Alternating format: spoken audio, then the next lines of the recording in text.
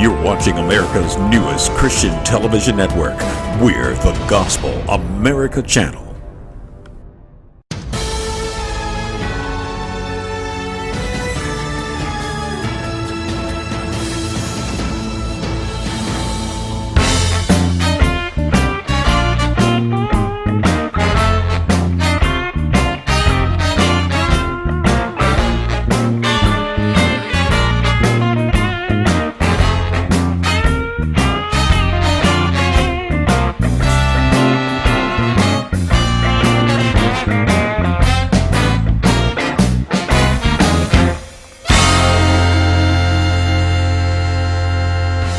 Hi everybody, welcome to Real Talk with the Jenkins. I'm Dr. G.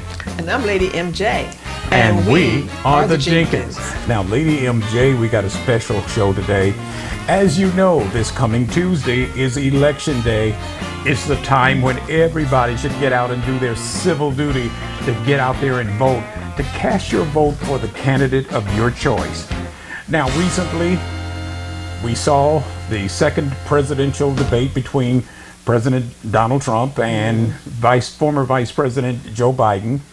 And we captured some of the remarks that they made during the debate. And with the permission of C-SPAN, we're going to certainly recap that right here on our show, because some people might still be wanting to know who to vote for. Some people may still be in doubt as to which candidate they should vote for. Well, we can't tell you. No. But what goes through your mind when you think about this election taking place on Tuesday? This is a tough election, and you really got to research, do your homework, because, like I said, you only have two people running here. There's a write-in, but it's a tough election. It's a tough election, and we got tough issues. We got the coronavirus issue, the pandemic. Over 200,000 people have died in America after contracting COVID-19. Yes. That is a serious situation. Not only did it affect the lives of 200,000 families, but it affects the income, the economy. Yes. And a lot more. Hospitals are at the brink, running out of hospital beds because so many people have contracted COVID-19. And, you know, I don't think it's an accident, Lady MJ, that all of these things are happening, because I personally believe that God got his hand in all of this. He's still in control. Yes, he is. And speaking of God being in control, the reason that we're bringing this up this week on Real Talk is because I personally believe that we should pray for God's help in deciding who should be in the White House. Yes, definitely. We need to go to God. And, you know, I pray that God will put the right person in there that will be able to turn America around to worship him more. Yeah, I would like to see more of a stronger expression of our belief in God publicly. I know that the government cannot endorse any particular religion or denomination. I get that. But the forefathers who framed the Constitution of the United States, they were not ashamed to pray and to ask for God's guidance in creating the document that we now have taken an oath to support and defend the Constitution of the United States of America. Military people have taken that oath. Federal appointees have taken that oath. Yes. I don't know about you, but I still take that oath very seriously. Yes. I believe in America. I believe that this is the best country on earth. Yes. It's got its issues. It's got its problems, certainly. But we are a nation of freedom. We are. And ladies and gentlemen, freedom isn't free. Freedom comes with a price. Freedom comes with responsibility. And we have a duty to honor the people who fought and died so that we could have the right to vote. So yes, we are pro-vote. This is a pro-vote show. Yes. Well, we're not going to go into too much into all this. We got a lot of material that we're going to share with you. And as I said earlier, the biggest concern to many voters across the nation is COVID-19. Over 200,000 people have died. Families have been devastated by this virus that is just sweeping all around the world. I'd like to know who is going to handle this. How are they going to handle it, regardless of who's in the White House? Yes. How will they handle this, MJ? Well, we found out when we replayed the video from the second presidential debate, and we're going to show you a snippet of that, how the candidates, President Donald Trump and former Vice President Joe Biden, will answer that question. Yeah, Dr. G, I'm very concerned with what the president said, though, that the COVID-19 is stopped. I'm very concerned about that. Oh, when you said this just this week. Yes. That, okay, we're going to end COVID-19. Yeah. I mean, if it was that easy that he could just wave his hand and end the pandemic, he should have did that a long time ago. Well, I think that is kind of a premature statement. I could say a lot about that, but I believe President Trump is trying to be upbeat about it. I believe that he's trying to. I'm not advocating for him. I'm just saying. There's nothing upbeat about COVID-19. No, but I think that many families who lost loved ones, I think they were really offended by what he had to say. But let's go see what the candidates had to say. Joe Biden and Donald Trump on their response to how they would handle COVID-19. You know, 2.2 million people modeled out were expected to die.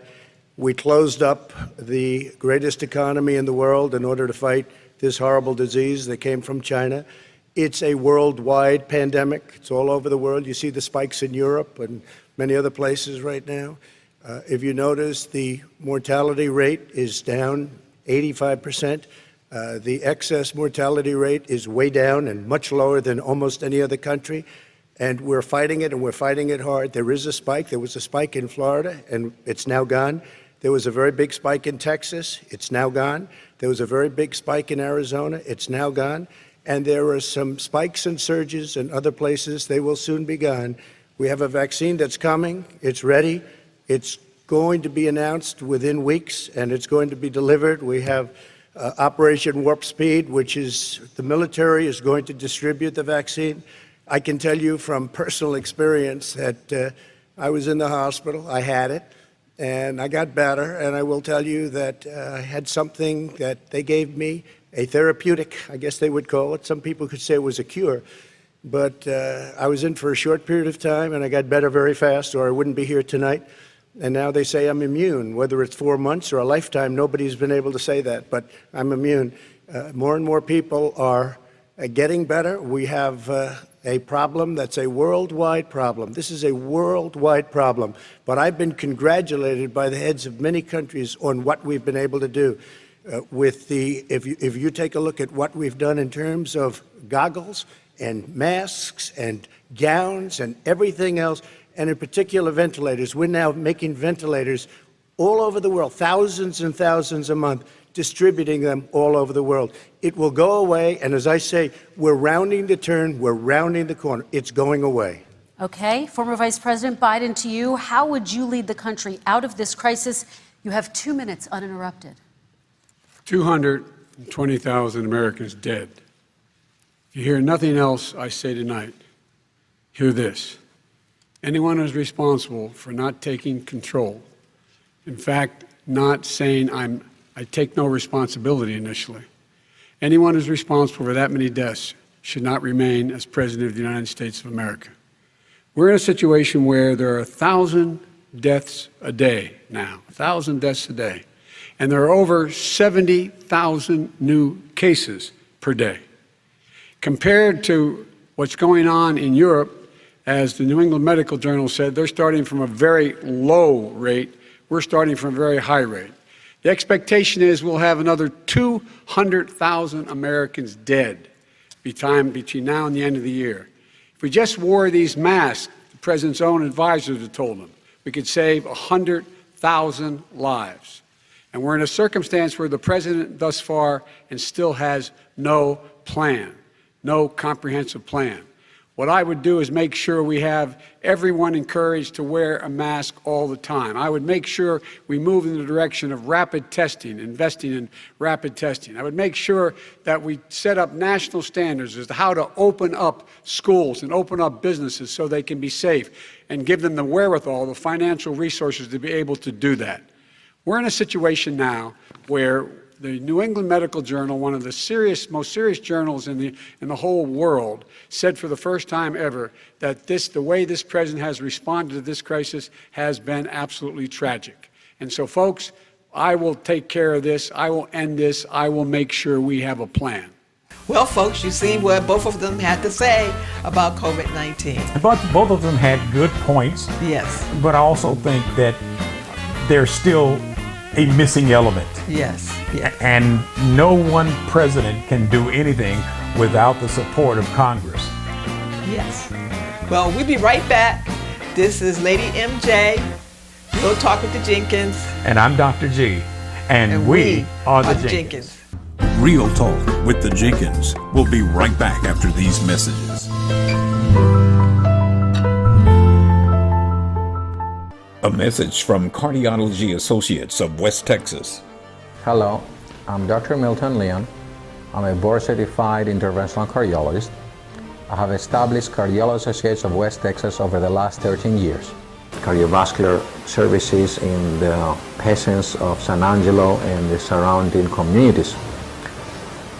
If you have heart disease, or if you suspect that you may have heart disease, please call our office and one of the board-certified cardiologists will evaluate you.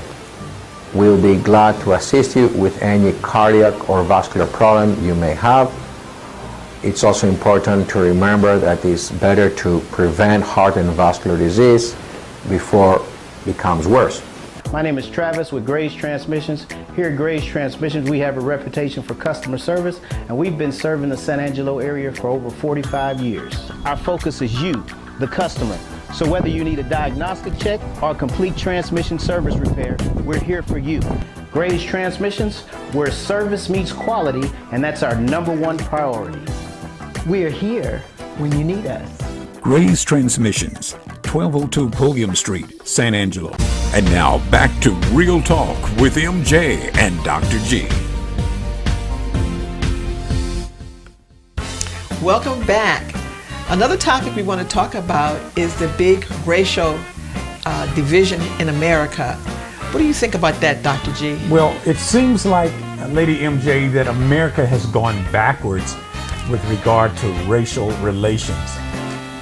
I believe that there's more tension between racial groups now, or at least by some groups, than ever before. But what gives me hope, MJ, is that I see people who are sick and tired of the divisiveness, who are fed up with it, including myself. I would like to see all of us as Americans come together on one accord, loving on each other. Of course, I know that I'm a Christian, and so, you know, I love everybody anyway. Yes. Even if I don't like what they do, I still love them. Yes. Okay, but when it comes to race, MJ, America has waved the flag of freedom to all the other nations in the world. Mm-hmm. But the other nations in the world are looking at how we treat one another. Yes. And when it comes to race relations, it doesn't matter to me who's in the White House. What matters to me is what they will do. Absolutely, absolutely. And what bothers me a lot, like, I know there's always been racial issues, but this year especially, it looks like it's just coming to the forefront. It's just more prevalent than ever before. Well, people are using a lot of buzzwords, you know, like, freedom, Second Amendment rights, and which we certainly do have, but there are certain buzzwords that are circulating across America that are persuading some groups to say, hey, okay, let's defend, whether it's white America or let's defend black America.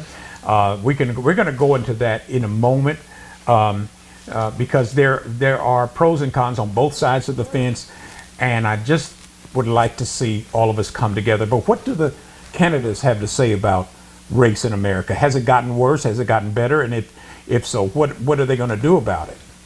Well, let's see what they have to say in this debate. Dr. G? You know, my daughter is a social worker, and she's written a lot about this. She has a graduate degree from the University of Pennsylvania in social work. And you know, one of the reasons why I ended up working on the east side of Wilmington, Delaware, which is 90% African American, was to learn more about what was going on. I never had to tell my daughter, if she's pulled over, make sure she puts, for a traffic stop, put both hands on top of the wheel and don't reach for the glove box because someone may shoot you. But a black parent, no matter how wealthy or how poor they are, has to teach their child, when you're walking down the street, don't have a hoodie on when you go across the street. Making sure that you, in fact, if you get pulled over, just yes sir, no sir, hands on top of the wheel, because you are in fact the victim, whether you're a person making child of a $300,000 a year person or someone who's on food stamps. The fact of the matter is there is institutional racism in America.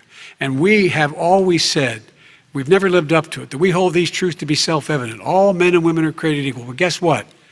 We have never, ever lived up to it, but we've always constantly been moving the needle further and further to inclusion, not exclusion. This is the first president to come along and says, that's the end of that. We're not going to do that anymore. We have to provide for economic opportunity, better education, better health care, better access to schooling, better access to opportunity to borrow money to start businesses. All the things we can do, and I've laid out a clear plan as to how to do those things, just to give people a shot. It's about accumulating the ability to have wealth as well as it is to be free from violence. President Trump, same question to you, and let me remind you of the question. I would like you to speak directly to these families. Do you understand why these parents fear for their children? Yes, I do. And again, he's been in government 47 years. He never did a thing except in 1994 when he did such harm to the black community. And they were called, and he called them super predators. And he said that. He said it, super predators. And they have never lived that down. 1994, your crime bill, the super predators. Nobody has done more for the black community than Donald Trump. And if you look, with the exception of Abraham Lincoln, possible exception, but the exception of Abraham Lincoln, nobody has done what I've done. Criminal justice reform, Obama and Joe didn't do it. I don't even think they tried because they had no chance at doing it. They might have wanted to do it, but if you had to see the arms I had to twist to get that done, it was not a pretty picture, and everybody knows it, including some very liberal people that cried in my office. They cried in the Oval Office. 2 weeks later, they're out saying, gee, we have to defeat him. Criminal justice reform, prison reform, opportunity zones with Tim Scott, a great senator from South Carolina. He came in with this incredible idea for opportunity zones. It's one of the most successful programs. People don't talk about it. Tremendous investment is being made. Biggest beneficiary, the black and Hispanic communities, and then historically black colleges and universities. After 3 years of coming to the office, I love some of those guys. They were great. They came into the office and they said, I said, what are you doing? After 3 years, I said, why do you keep coming back? Because we have no funding. I said, you don't have to come back every year. We have to come back because President Obama would never give them long-term funding, and I did. 10-year long-term funding, and I gave them more money than they asked for because they said, I think you need more. And I said, the only bad part about this is I may never see you again. Well, Lady MJ, speaking about race, as you know, there's an organization that has sprung up in the midst of all of the uneasiness and unrest in America called BLM, the Black Lives Matter movement. And I, for one, have already told you how I feel about the organization. I think just as there are whites that want to divide America, I believe that there are blacks in America that want to divide America. And I believe that this organization is one of them. And I wanted to hear what the candidates had to say about this because the conduct and the speech that I had seen and witnessed from the Black Lives Matter movement was totally contrary to to the Word of God and what most Christians would believe in. We don't believe in calling up the names of the dead. We don't believe, that's totally contrary to the Word of God. That's why I'm opposed to the group, because they're supporting behaviors and decisions and groups that are contrary to what the Bible teaches. And so for that reason, as they say on Shark Tank, I'm out. But well, Black Lives Matter, and I talked to a couple of people. At first I was like, what do you mean Black Lives Matter? You know, all lives matter.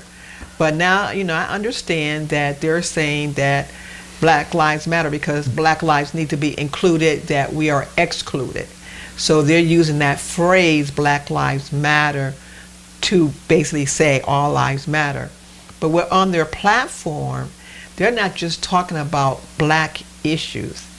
They're talking about other issues too. They're talking about different agendas that have nothing to do with the color of a person's skin. Yes. It's about their behavior. Yes. And if the behavior, to me, is ungodly, I won't support it. I don't care what organization it is. Yes. So, but let's see what the candidates had to say with regard to the Black Lives Matter. How would they handle that? Let's take a look. Well, you have to understand, the first time I ever heard of Black Lives Matter, they were chanting, pigs in a blanket, talking about police. Pigs, talking about our police. Pigs in a blanket, fry them like bacon. I said, that's a horrible thing. And they were marching down the street. And that was my first glimpse of Black Lives Matter. I thought it was a terrible thing. As far as my relationships with all people, I think I have great relationships with all people. I am the least racist person in this room. Abraham Lincoln here is one of the most racist presidents we've had in modern history. He pours fuel on every single racist fire. Every single one. Started off his campaign coming down the escalator saying he's going to get rid of those Mexican rapists. He's banned Muslims because they're Muslims. He has moved around and made everything worse across the board. He says about the poor boys, last time we were on stage here, he said, I told them to stand down and stand ready. Come on.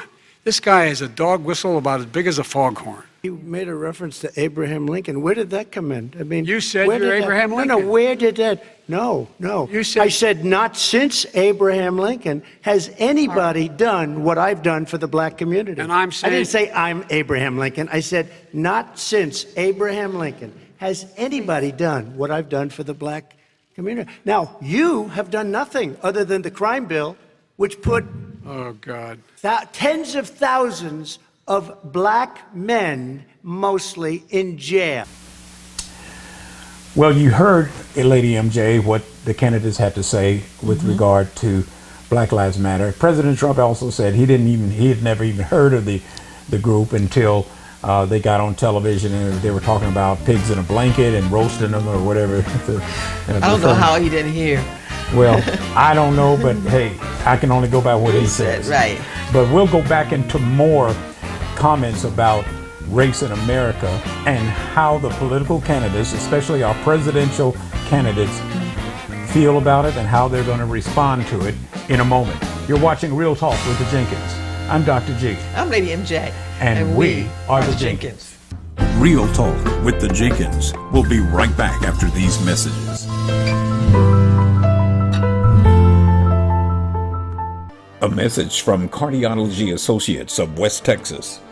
Hello, I'm Dr. Milton Leon. I'm a board-certified interventional cardiologist. I have established Cardiology Associates of West Texas over the last 13 years. Cardiovascular services in the patients of San Angelo and the surrounding communities. If you have heart disease or if you suspect that you may have heart disease, please call our office and one of the board-certified cardiologists will evaluate you.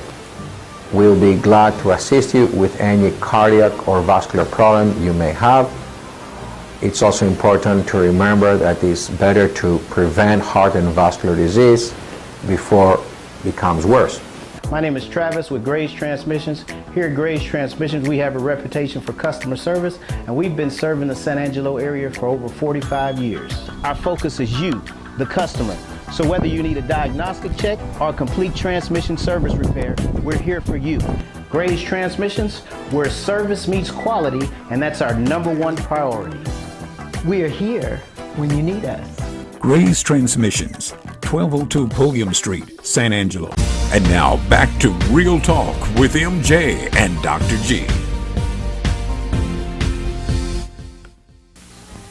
On another issue, it's now Inauguration Day.